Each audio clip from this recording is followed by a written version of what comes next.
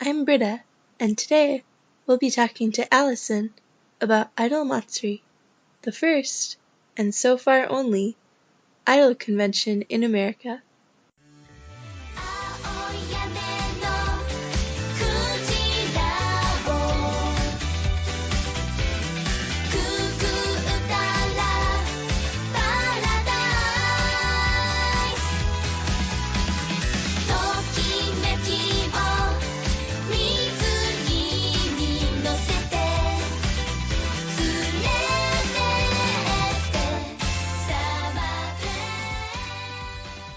Hey Allison! Hey! So can you start by introducing yourself? Sure. I'm Allison. I've been an Idol fan for about 10 years now. That's a really Got, long time. yeah, I got interested in it in like late 2007, early 2008. So it's been about 10 years. But I have had the Idol blog Happy Disco for the past 8 years, which is kind of ridiculous. It's currently on hiatus, but I'll be bringing it back soon, and so I've been an Idol fan for a weirdly long time at this point. Okay, so we're going to talk about Idol Matsuri today. So, and you went to Idol Matsuri?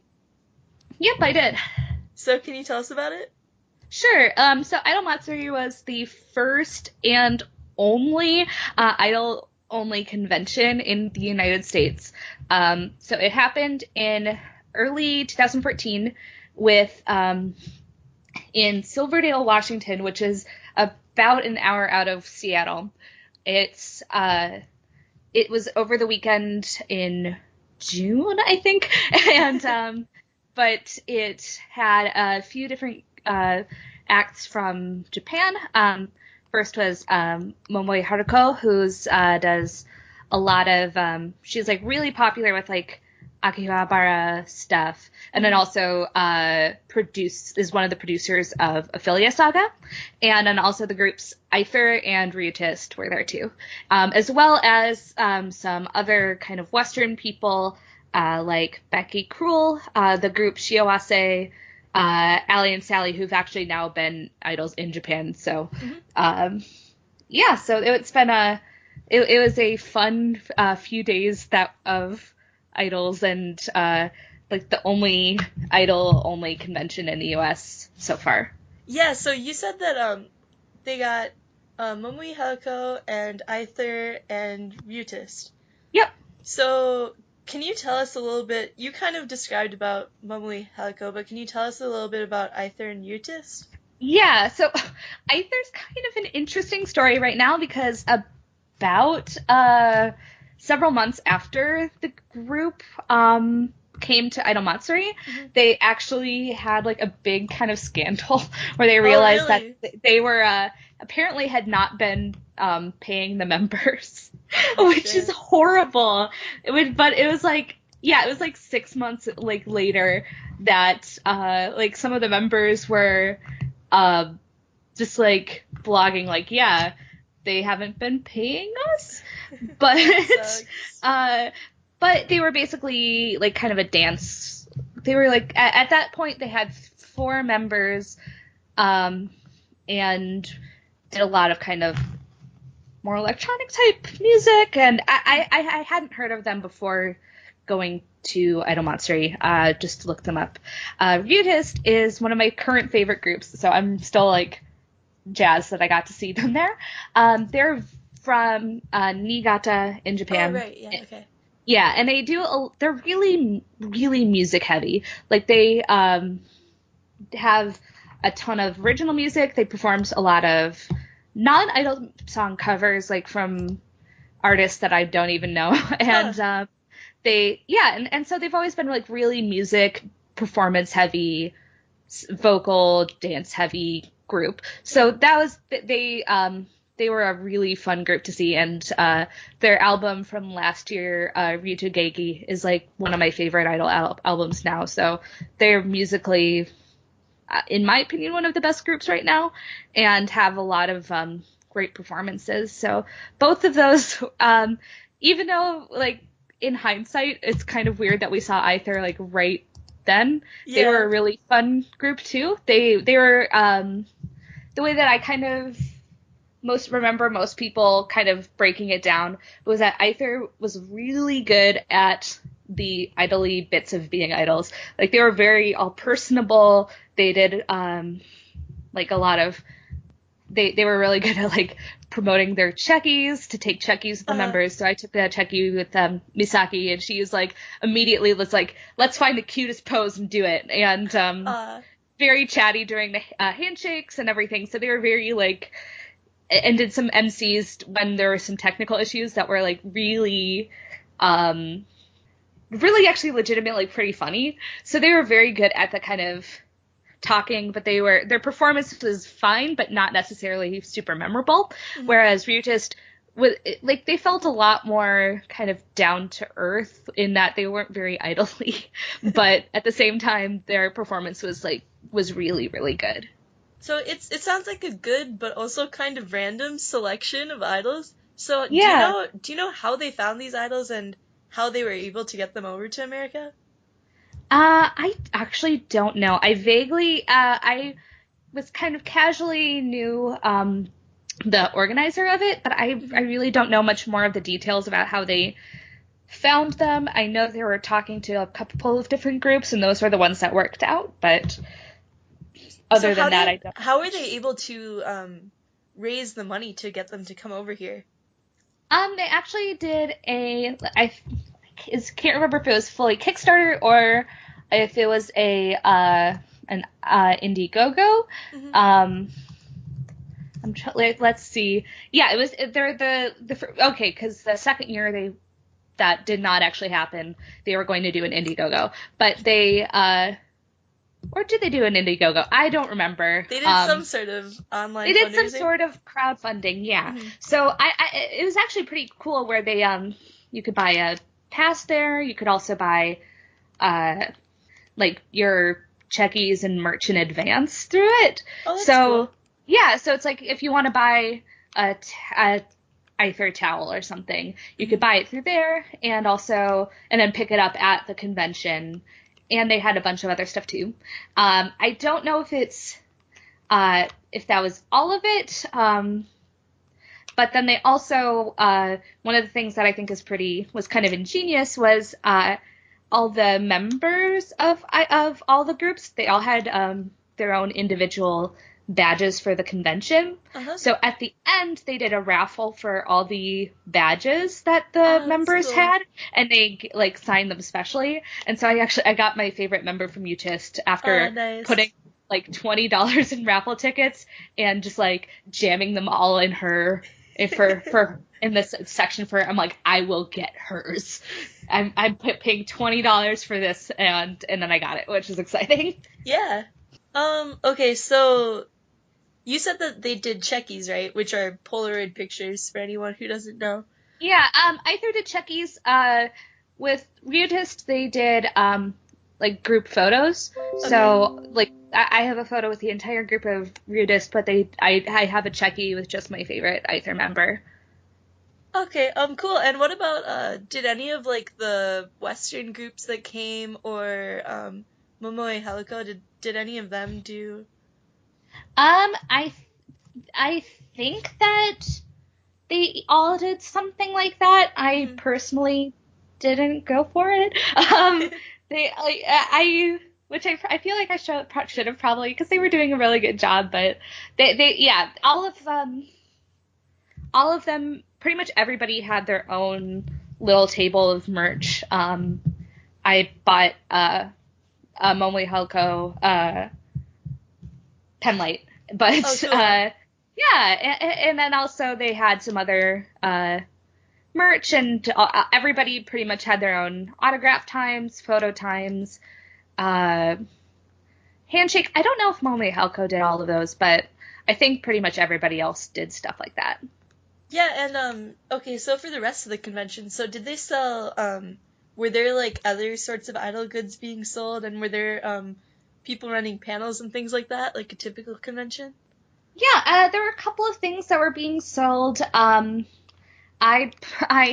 bought a Stardust DVD that was somebody was still selling, because I was like, it was for the big all Stardust concert, and so I was like, ooh, this is something I need, so I got that. But there are a couple of other things, not a whole lot of stuff being sold, but there are a couple of things here and there. There were actually panels. I ran a panel about Stardust. Cool. There was a panel that was did a little bit more of the teaching about otage and fan calls and stuff like that. Oh, that's useful. Yeah. And it also got into some of the history of it, which I had no idea about. Some of the more specifics of it. It was stuff like that. There weren't quite as many panels as like another convention, mostly just because it wasn't like there weren't a ton of people there. Yeah. It was a relatively small convention, so there wasn't a ton of stuff, but there was a fair amount of people who were kind of pooling their collective, their individual knowledge into the collective. But honestly, since there were so many different handshakes and so many different photos and autographs and buy goods, and then they have like Q&A sessions for everybody, concerts for everybody, it didn't really feel like we were missing a ton of stuff, mostly because everybody pretty much went to everything. Yeah.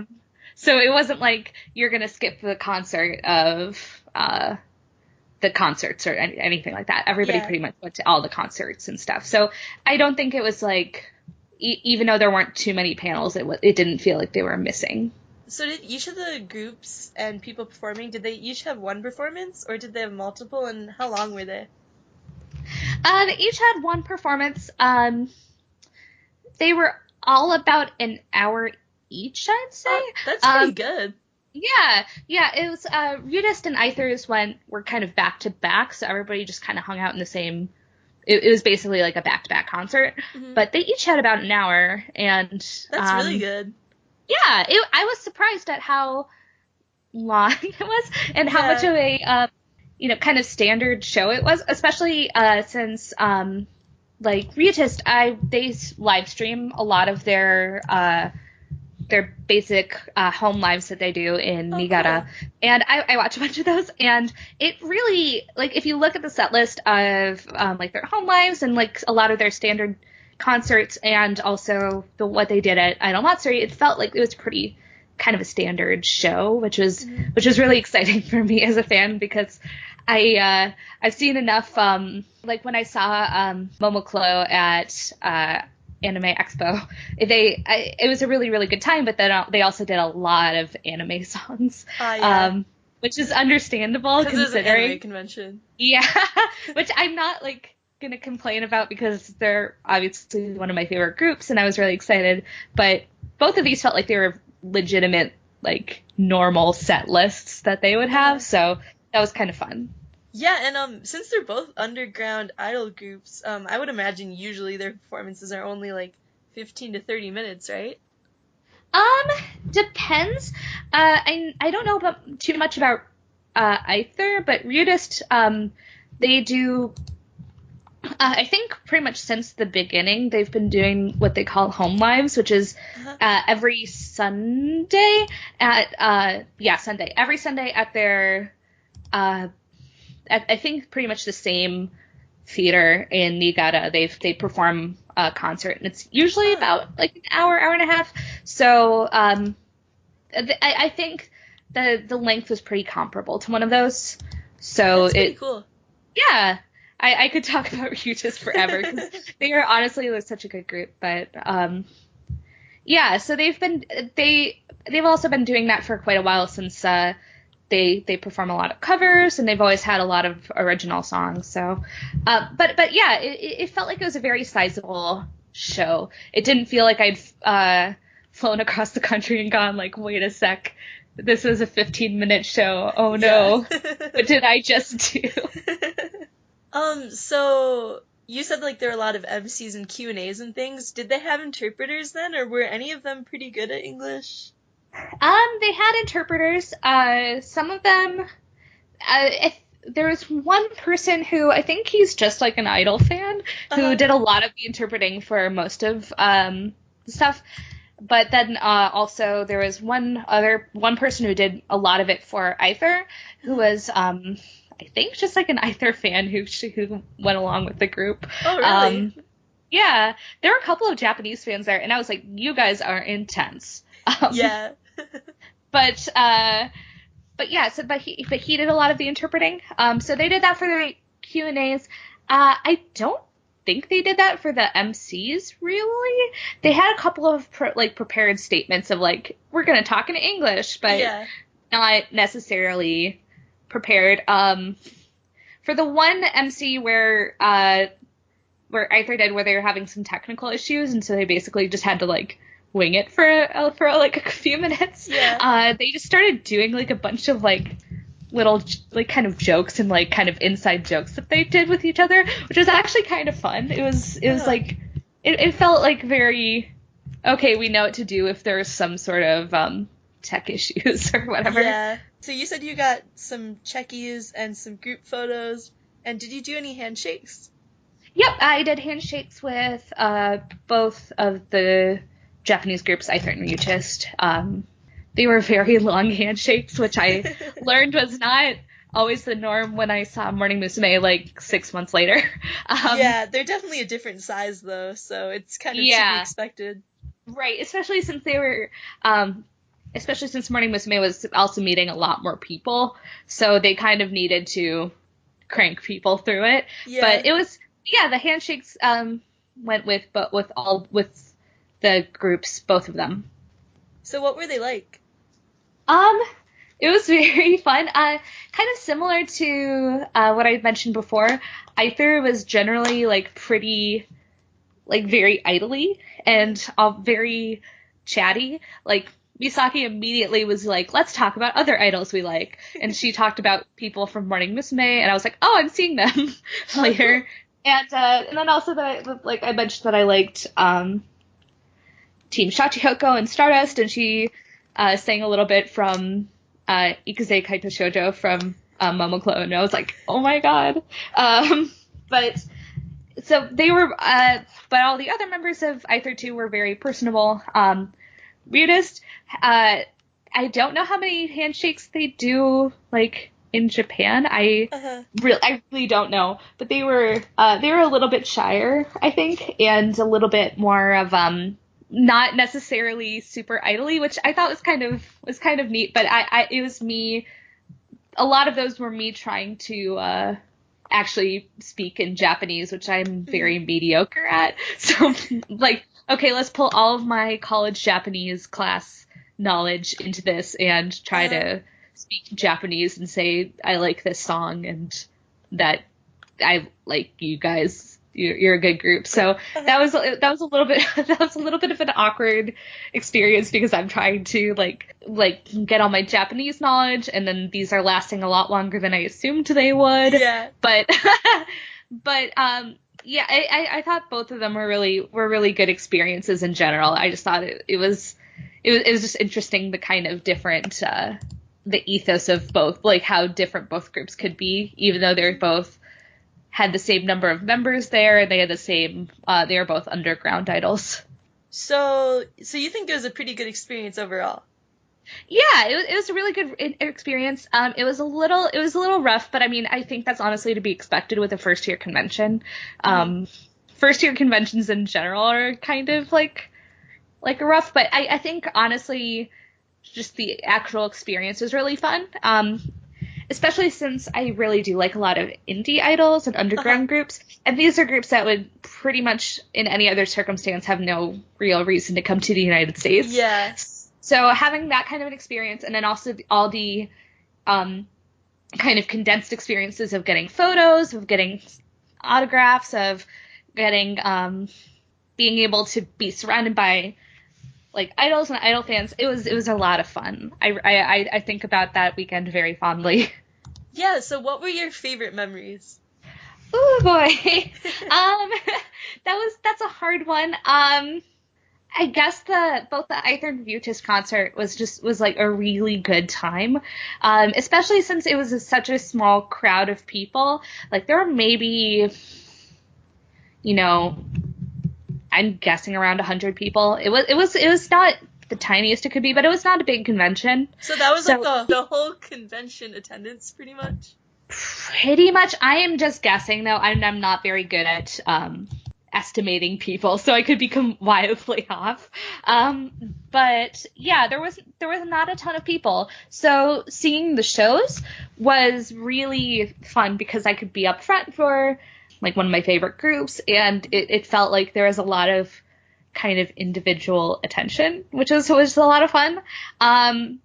So I feel like weird talking about this as one of my favorite memories, because I didn't post a lot of them, but I did some interviews there for my blog. I did them with all the Japanese guests and with Becky Cruel, and the only one I posted was Becky Cruel because my other ones I was very bad at them. But it was a learning experience, and it was very fun. But then it was also just fun hanging out with a lot of people because there are people there from a lot of people were there who are from the area and who knew idols, but there were a lot of other people who flew in, other people that I've been following on Twitter for a while from stuff like, and then also had been doing idol blogging like with New School Kaden and Selective Hearing and other kind of websites that I'd known about. So it was really fun to meet people that I'd known from the internet, and I was like, oh, hi, it's you, let's all go get food together. So especially since I don't know a lot of people in my personal life who like this stuff, just being able to say, oh, I like Stardust and Team Shachihoko, they're like, and have people understand what that means was really fun too. What else? And then right near the end of the convention, so this was, I don't know if you remember this, but right around that time, there was a thing where people were doing covers of the BIS song Nerve. Yeah. They're doing dance covers. So RYUTist had already done one, but then they decided to do another one with everybody who wanted to join in from the convention. Oh, that's nice. Yeah, so it's up there on the one of the BIS YouTube channels. Oh, really? And it's and because they had a bunch of posts of groups that had done Nerve. Mm-hmm. So that was, but it was a really fun time to do that because there was they all taught us to dance and then everybody did it together, and so that was fun. Yeah. So you said it was a really good experience, but is there anything that you think could be improved if they were to do an event like this in the future? Yeah, I think that in general, having an event like this is hard to do, especially since idols are niche.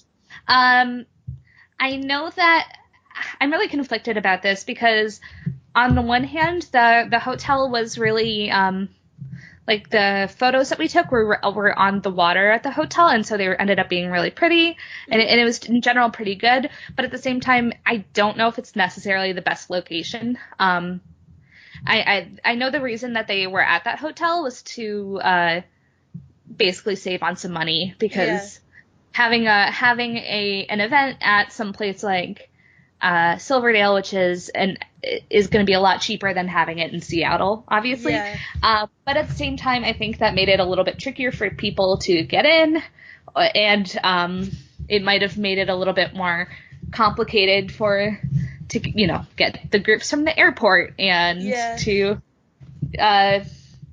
commute back and forth, and so that made it a little bit tricky. And then also the thing about the hotel that I feel like is both kind of fun and not was that it's so small that we kept running into all the idols there because everybody was staying at the same hotel and like generally in pretty close proximity. So I'd be like walking around and then I'd see like RYUTist and I'd be like, hi guys.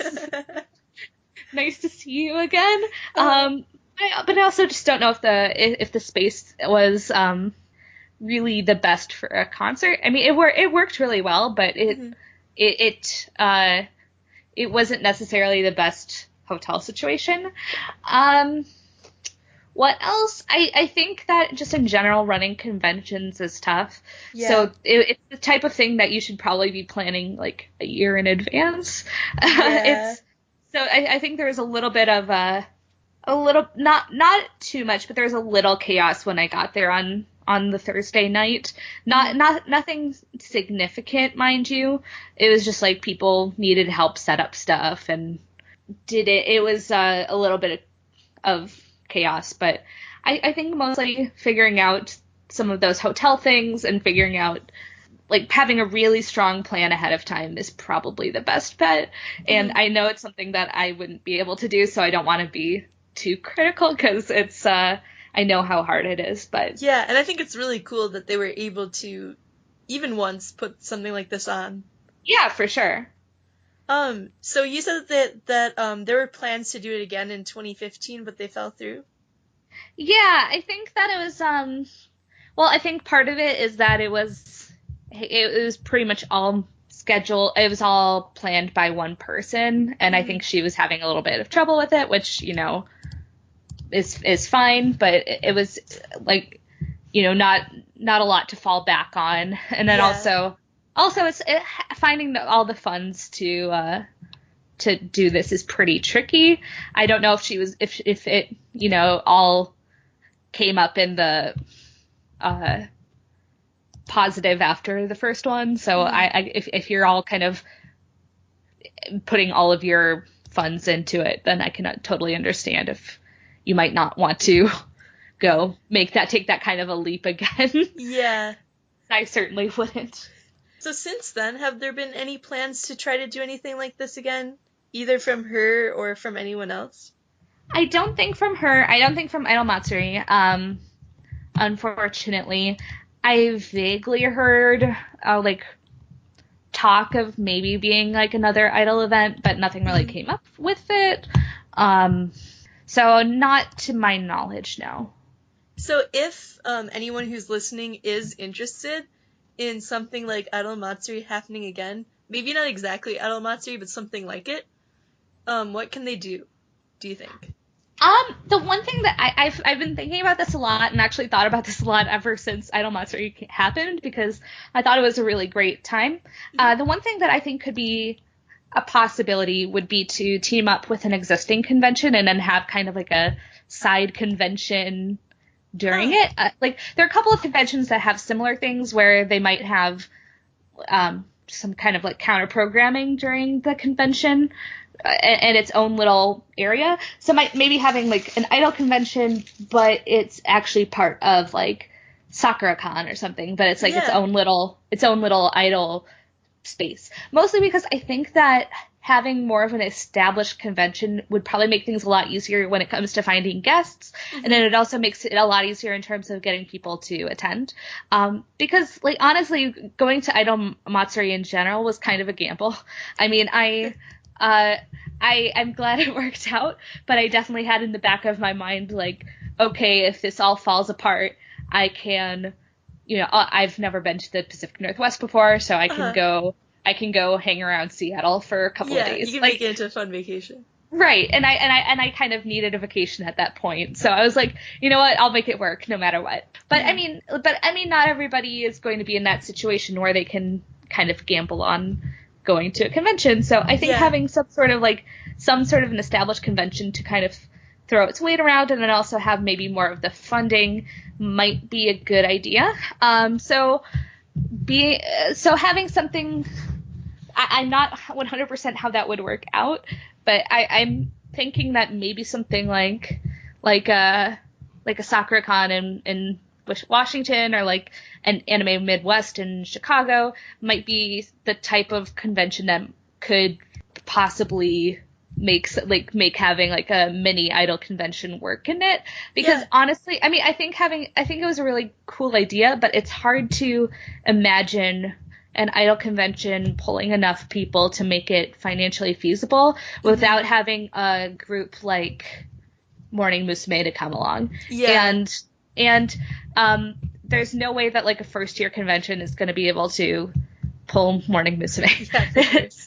So it's might not be the most fun answer, but I feel like that might be the best possible thing.